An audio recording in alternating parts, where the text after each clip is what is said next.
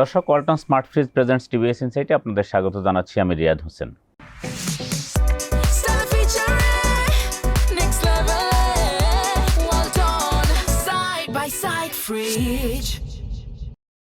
আজ আমরা কথা বলবো বাংলাদেশের বিনিয়োগের ক্ষেত্রে দেশি অথবা বিদেশি বিনিয়োগ উৎসাহিত করার জন্য যে প্রতিষ্ঠানটি মূলত কাজ করে থাকে, বাংলাদেশ বিনিয়োগ উন্নয়ন কর্তৃপক্ষ বা বিডা। বিডা বাংলাদেশের বাইরে প্রথমবারের মতো কোনো দেশে অফিস করতে যাচ্ছে বিনিয়োগকারীদের উৎসাহিত করার জন্য। এই প্রথম অফিসটি করতে যাচ্ছে আসলে চীনে। তো চীনে কেন অফিস করতে যাচ্ছে, বাংলাদেশের বিনিয়োগের কি অবস্থা, দেশি অথবা বিদেশি বিনিয়োগকারীরা কি ধরনের সুবিধা পাবেন অথবা এখন কি ধরনের চ্যালেঞ্জ মোকাবেলা করছেন, এই বিষয়গুলো নিয়ে বিজনেস স্ট্যান্ডার্ডে একটি প্রতিবেদন প্রকাশ হয়েছে, যেটি লিড নিউজ হয়েছে। প্রতিবেদনটি করেছেন বিজনেস স্ট্যান্ডার্ডের চিফ রিপোর্টার আবুল কাশেম। আমরা আজকে তার কাছ থেকে স্টুডিওতে এই বিষয়ে আরও বিস্তারিত শুনবো। কাশেম ভাই, আপনাকে স্বাগত আমাদের স্টুডিওতে। এই যে বিডা দেশের বাইরে প্রথমবারের মতো চীনে অফিস করতে যাচ্ছে, এটার কারণটা কি? ধন্যবাদ আপনাকে। বিডা, আপনি জানেন যে তারেক রহমানের নেতৃত্বে যে বিএনপির সরকার দায়িত্ব নিয়েছে, এই সরকার দায়িত্ব নেওয়ার পরেই হচ্ছে 180 দিনের কর্মপরিকল্পনা প্রণয়নের একটা উদ্যোগ নিয়েছে এবং সরকারের বিভিন্ন মন্ত্রণালয় সংস্থাকে একটা নির্দেশনা দিয়েছে যে তারা এই 180 দিনের মধ্যে কি কি করবে সেটা প্রধানমন্ত্রীকে জানাতে বিডা সেখানে জানিয়েছে। তো তারা বেশ কতগুলো ইনিশিয়েটিভের কথা বলছে, তার মধ্যে একটা হলো যে চীনে তারা বিডার একটা অফিস খুলবে। তো বিডার চেয়ারম্যানের সাথে আমি কথা বলেছি, তিনি যেটা বলেছেন যে আসলে বাংলাদেশে তো প্রাইভেট সেক্টরের ইনভেস্টমেন্টের হচ্ছে আকাঙ্ক্ষা অনেক, কিন্তু হচ্ছে আমরা সেই পরিমাণ পাই না। যা টুকটাক যা পাই সেটা হচ্ছে চায়না থেকে বেশি আসে। ফলে এবং সামনে তারা প্রজেকশন করছে যে চায়না থেকে অনেক বড় বিনিয়োগ পাওয়ার সুযোগ আছে। এবং আপনি জানেন যে ইউনূস সরকারের সময় যে বাংলাদেশ ইনভেস্টমেন্ট সামিট করেছিল ঢাকায়, সেখানে চীনের অনেক ব্যবসায়ীরা এখানে অংশ নিয়েছিল এবং তারা বেশ কতগুলো ইকোনমিক জোন তারা গড়েছে এবং চীনের জন্য একটা ডেডিকেটেড ইকোনমিক জোন আনোয়ারায় হচ্ছে, যেটাও হচ্ছে এই 180 দিনের কর্মপরিকল্পনার মধ্যে আছে।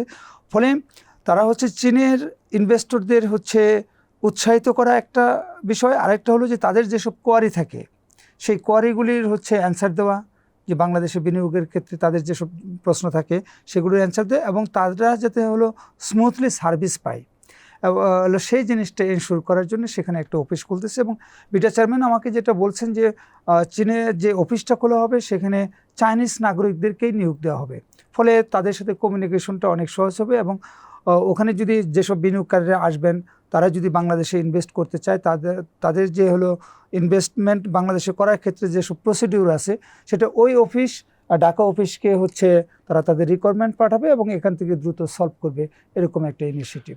তো চীনেই প্রথমবারের মতো অফিস খুলতে যাচ্ছে। অন্য কোনো দেশে কি সরকারের এরকম কোনো উদ্যোগ আছে? এখন পর্যন্ত নেই। এখন পর্যন্ত আমরা দেখছি যে আওয়ামী লীগের সময় আপনি দেখছেন যে তখন হচ্ছে বিভিন্ন দেশে ইনভেস্টমেন্ট সামিট হইতো, সেখানে আমার হচ্ছে দু একটা ইনভেস্টমেন্ট সামিটে অংশগ্রহণ করার সুযোগ হয়েছিল ইউরোপের কয়েকটাতে। তো সেখানে দেখেছি যে সেখানে বাংলাদেশে বিনিয়োগ করলে কী কী সুযোগ সুবিধা পাওয়া যাবে এবং বাংলাদেশের এটা হচ্ছে আমাদের একটা হলো যে ট্যাক্স রেজিমের কী কী বেনিফিট আছে, সরকার থেকে কী কী প্রণোদনা দেয়, এখানে বিশাল একটা হচ্ছে ইন্টারনাল বাজার আছে এবং বাংলাদেশ থেকে এক্সপোর্ট করা যে বিভিন্ন দেশের সহজ, আশপাশে চীন, ইন্ডিয়া একটা বড় মার্কেট আছে বাংলাদেশের আশপাশের দেশগুলোতে, এবং বাংলাদেশ এলডিসি হিসেবে যে ডিটিএফসি বেনিফিট পায়, এই সুযোগ সুবিধাগুলোর কথা তুলে ধরা হয়েছে তখন আওয়ামী লীগের সময়ে। তো ইউনূস সরকার হচ্ছে ঢাকায় একটা সামিট করে সেখানে হচ্ছে বাংলাদেশের পোটেনশিয়ালিটি তুলে ধরেছে। আর এই সরকার আপনি দেখছেন যে নতুন তারা দায়িত্ব আসছে এবং এই সরকারের কিন্তু একটা নির্বাচনী ইশতেহারে একটা আছে যে তারা 5 বছরের মধ্যে 1 কোটি লোকের কর্মসংস্থান করবে। সেই জন্য অনেক বিনিয়োগ প্রয়োজন। তো সে কারণে কিন্তু ইনভেস্টমেন্ট প্রয়োজন এবং এই ইনভেস্টমেন্টটা পুরাটা আমার দেশ থেকে আসবে এমন নট দ্যাট। এবং যে আপনার বিদেশি বিনিয়োগ না আসলে আসলে দেশের যে উন্নয়ন সেটা সম্ভব না। আমাদের হচ্ছে প্রযুক্তিগত উন্নয়ন, মানব সম্পদ দক্ষতার উন্নয়ন এবং হচ্ছে ওই আপনার বিভিন্ন বাজারের সাথে সম্পৃক্ততা তৈরি হওয়া, সেটা কিন্তু হচ্ছে সম্ভব হবে না। সেই কারণে সরকার গুরুত্ব দিচ্ছে। এখন হয়তো চায়না দেশ শুরু করবে, যদি সেখান থেকে ভালো রেজাল্ট আসে তাহলে হয়তো অন্যান্য দেশে তারা করতে পারে। কিন্তু এই যে ধরুন বিদেশে অফিস খুললে কি আসলে বিনিয়োগ চলে আসবে? আমাদের তো নিশ্চয়ই দেশে বিনিয়োগকারীরা অনেকগুলো সমস্যা, চ্যালেঞ্জের কথা বলেন। তো সেক্ষেত্রে আসলে কি করতে হবে, কি ধরনের চ্যালেঞ্জ আছে?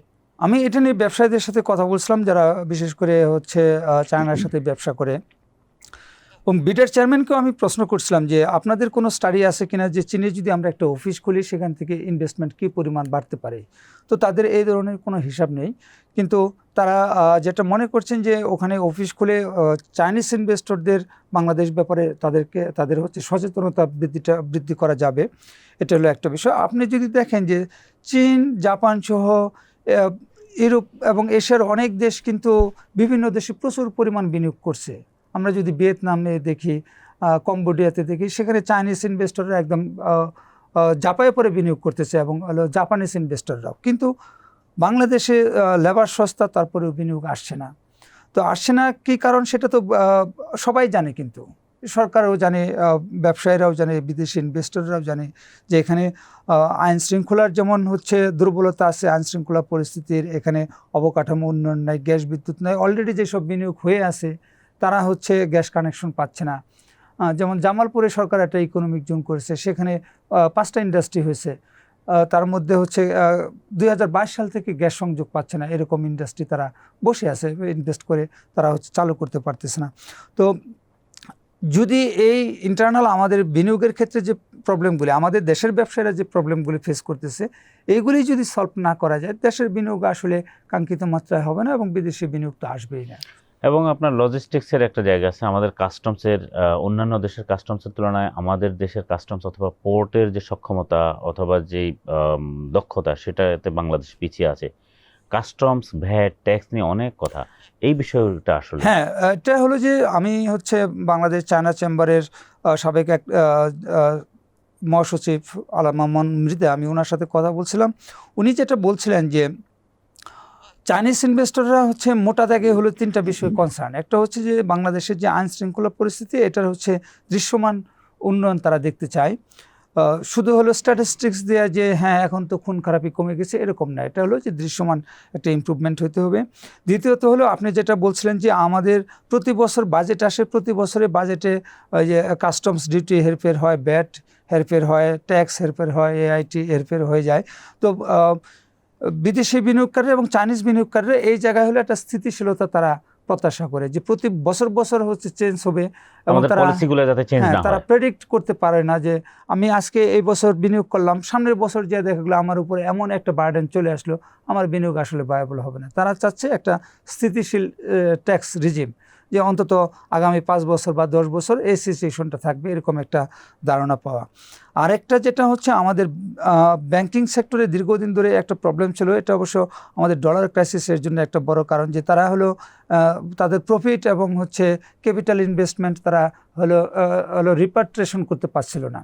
তো সেই সিচুয়েশনটা হচ্ছে পরিবর্তন আনতে হবে এবং আমাদের ব্যাংকিং খাতের উপর কিন্তু এখন আমাদের দেশের মানুষেরও আস্থা অনেক কমে গেছে। তো এই আস্থার জায়গাটা হলো নিশ্চিত করতে হবে।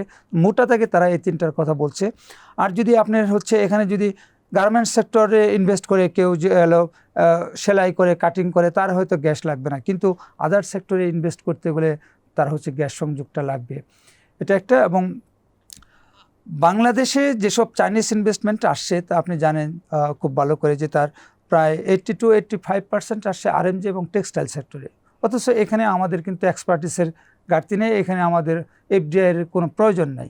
আমাদের যেখানে প্রয়োজন আমাদের হচ্ছে আপনার হাইটেক ইন্ডাস্ট্রি, যেখানে সেমিকন্ডাক্টিং হবে, যেখানে হলো চিপস উৎপাদন হবে, এআই, রোবোটিক্স, এইসব জায়গায় হচ্ছে, এবং লজিস্টিক্স সেক্টরে সেইখানে হচ্ছে ইনভেস্টমেন্ট পাওয়ার জন্য গভর্নমেন্টের দিক থেকে ইনিশিয়েটিভ প্রয়োজন, এরকম ব্যবসায়ীরা বলছে। এই তো ধরেন আমাদের দেশের, আমরা বিষয়টা বললাম যে আমাদের কি কি জায়গায় উন্নয়ন করতে হবে। নতুন সরকার আসলো, তাদের জন্য সামনে চ্যালেঞ্জ আছে। আবার আসার সঙ্গে সঙ্গেই ইরানের সঙ্গে আমেরিকা ইসরায়েলি যুদ্ধ শুরু হয়ে গেল, অর্থাৎ বৈশ্বিক যেই একটা পরিবর্তন, এই বিষয়গুলোকে আসলে বাংলাদেশের বিনিয়োগের ক্ষেত্রে কোনো ধরনের চেঞ্জ, অর্থাৎ আবার নতুন করে একটা আশঙ্কা তৈরি করছে কিনা যে বিদেশি বিনিয়োগের ক্ষেত্রে? অবশ্যই একটা আশঙ্কা তৈরি করতেছে। এটা শুধু বিদেশি বিনিয়োগ না, এটা আমাদের দেশে বিনিয়োগের জন্য। আপনি দেখেন যে ইউক্রেন রাশিয়া যুদ্ধটা কিন্তু বাংলাদেশ থেকে অনেক দূরে ছিল এবং বাংলাদেশ ইউক্রেন রাশিয়া থেকে শুধু সরাসরি ইম্পোর্ট করতে হচ্ছে কিছু গম এবং হচ্ছে অল্প কিছু হলো নন ইউরিয়া ফার্টিলাইজার, যেগুলি আমরা পটাশ বা এমওপি এই জাতীয় জিনিস ইম্পোর্ট করতাম। তো তারপরেও হচ্ছে যে এই যুদ্ধের প্রভাবে কিন্তু সারা দুনিয়ায় যেমন প্রভাব পড়ছে, বাংলাদেশেও প্রভাব পড়ছে। আপনার গ্লোবালি জ্বালানি তেলের দাম বেড়ে যায়, গ্যাসের দাম বেড়ে যায়, এবং হলো আরও অনেক সংকট দেখা যায়, সব কিছুরই দাম বেড়ে যায়।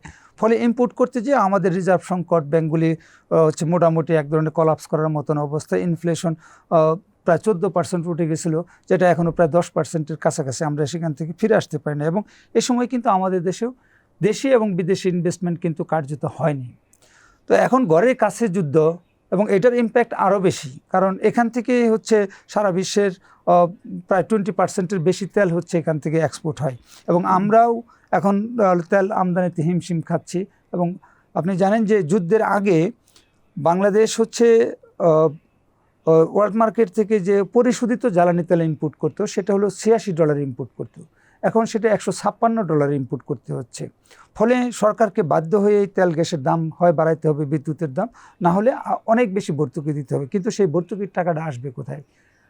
কারণ হচ্ছে ব্যবসা বাণিজ্যের অবস্থা খারাপ, এবং হচ্ছে রেভিনিউ তো কাঙ্ক্ষিত মাত্রায় বাড়ছে না। আবার এই নতুন সরকার তার একদিক থেকে ভালো যে সরকার তার নির্বাচনী প্রতিশ্রুতিগুলি দায়িত্ব গ্রহণের একদম প্রথম দিন থেকেই তারা বাস্তবায়ন শুরু করছে। এটা জনগণের সাথে তারা যে কমিটমেন্ট করছে, সেই কমিটমেন্ট তারা রক্ষা করতেছে, এই সেন্সে খুবই ভালো। কিন্তু সরকারের ব্যয় কিন্তু এখানে অনেক বেড়ে যাচ্ছে। আপনার এত হিউজ ইনপুট কস্ট, তার সাথে হচ্ছে এই ধরনের ব্যয়, কিন্তু যদি আপনার আয় না থাকে, তাহলে সরকার এই আয় ব্যয়ের মধ্যে যে সামঞ্জস্যটা কীভাবে করবে, সেটা একটা প্রশ্ন। এবং সরকার যদি তার বার্ষিক উন্নয়ন কর্মসূচিতে বিনিয়োগ না করতে পারে, এডিপি যদি আরও কমিয়ে দেয় রেভিনিউ কম হওয়ার কারণে, তাহলে কিন্তু এটাও মানুষের মধ্যে ফ্রাস্ট্রেশন তৈরি করবে। কারণ আপনি খাল কাটায় কয়জন মানুষের কর্মসংস্থান সৃষ্টি করবেন? তার চেয়ে যদি আপনি হচ্ছে 2.5 লাখ 3 লাখ কোটি টাকার এডিপি বাস্তবায়ন করেন দেশ জুড়ে, অনেক মানুষের কর্মসংস্থান হবে, অবকাঠামোর উন্নয়ন হবে, যেটা আলটিমেটলি ইকোনমিতে এবং হচ্ছে বিনিয়োগে হলো ভূমিকা রাখবে। তার মানে সরকারের বিপুল ব্যয়ের চাহিদা আছে, আয় করতে হবে। আয় করতে হলে অর্থনীতিতে প্রাণচাঞ্চল্য আনতে হবে। সেই প্রাণচাঞ্চল্য আনতে হলে তাকে বিনিয়োগ, কর্মসংস্থানে আসলে যেতে হবে। অর্থাৎ বিনিয়োগ বান্ধব, কর্মসংস্থান বান্ধব উদ্যোগ আসলে সরকারকে নিতে হবে, যেটি আমাদের এই যে বিনিয়োগ উন্নয়ন কর্তৃপক্ষ বা বিডা যে কাজটা শুরু করলো, সেক্ষেত্রে যেসব দেশীয় চ্যালেঞ্জ আছে, শুধু বিদেশে অফিস স্থাপন নয়, আমরা যেটা বুঝলাম যে আসলে আমাদের দেশে যেসব চ্যালেঞ্জগুলো আছে, সেটি সরকারকে অবশ্যই গুরুত্বের সঙ্গে সেটি মোকাবেলা করতে হবে, দেখতে হবে, সমাধান করতে হবে। একই সঙ্গে এই বিনিয়োগ আসার ক্ষেত্রে বৈশ্বিক যেই চেঞ্জগুলো হয়, সেটিও একটা ভূমিকা রাখে। আপনাকে ধন্যবাদ আমাদের আলোচনায় যুক্ত হবার জন্য। প্রিয় দর্শক, এই ছিল আমাদের আজকের আয়োজন। আমাদের অনুষ্ঠান যদি ভালো লাগে, তাহলে লাইক, কমেন্ট, শেয়ার করবেন। টিবিএস এর সঙ্গেই থাকুন। আপনাদের ধন্যবাদ।